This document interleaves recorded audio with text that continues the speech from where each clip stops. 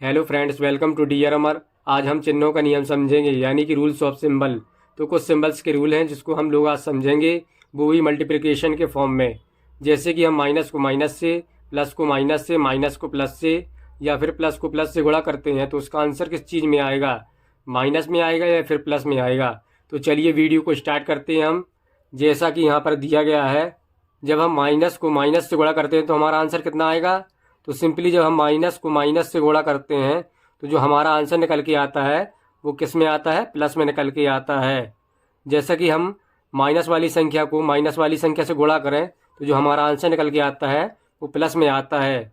जैसे कि हम एग्जांपल से आपको समझाते हैं। जैसे कि -4 है, -4 को हम -5 से गुणा करते हैं तो सिंपली जो हमारा आंसर निकल के आ जाता है वो प्लस में आता है। 5 चौके 20 हो जाएगा ये। तो हमारा आंसर कितना आ जाता है, 20 आ जाता है, प्लस में आता है। तो जब भी माइनस को माइनस से गुणा किया जाता है, जब भी माइनस वाली संख्या को माइनस वाली संख्या से गुणा किया जाता है तो उसका आंसर कितना आता है, प्लस में आता है। तो ये आपको याद रखना है। तो चलिए अगला वाला देखते हैं हम। जब माइनस को प्लस से गुणा किया जाता है तो क्या आता है। तो सिंपली जब माइनस वाली संख्या को प्लस वाली संख्या के साथ गुणा किया जाता है तो जो हमारा आंसर निकल के आता है वो माइनस में आता है। तो ये आपको याद रखना है, क्या आता है, माइनस में आता है आंसर निकल के।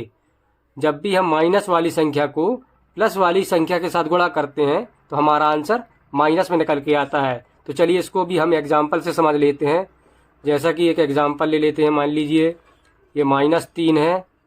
अब इसको हम 4 से गुणा कर देंगे, 4 से। इसके सामने प्लस नहीं लगा, यानी कि ये प्लस में है।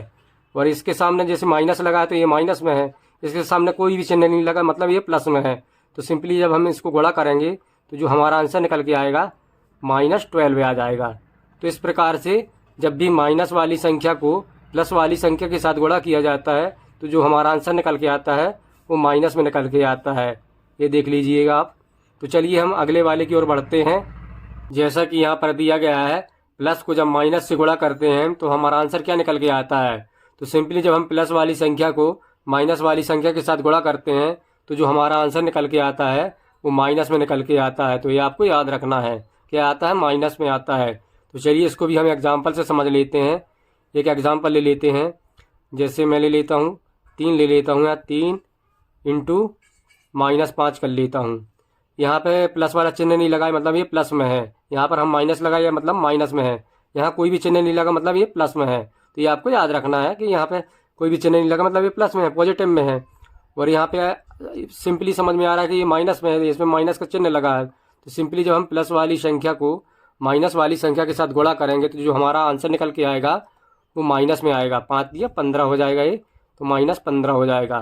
तो जब भी हम प्लस वाली संख्या को माइनस वाली संख्या के साथ गुणा करते हैं तो जो हमारा आंसर निकल के आता है वो माइनस में आता है। तो चलिए लास्ट वाला भी देख लेते हैं। जैसा कि लास्ट वाला दिया गया है, प्लस वाले को प्लस वाले के साथ गुणा किया जाता है तो क्या आता है।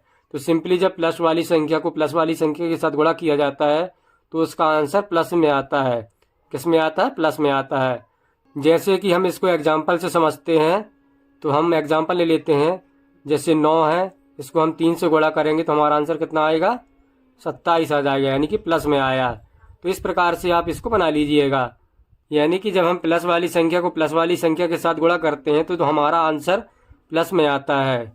तो दोस्तों इसका स्क्रीनशॉट ले लीजिएगा, या फिर इसको अपनी नोटबुक में इसको नोट कर लीजिएगा और उसको लर्न कर लीजिएगा। तो आई होप कि आपको चिन्हों का नियम अच्छे से समझ में आ गया होगा।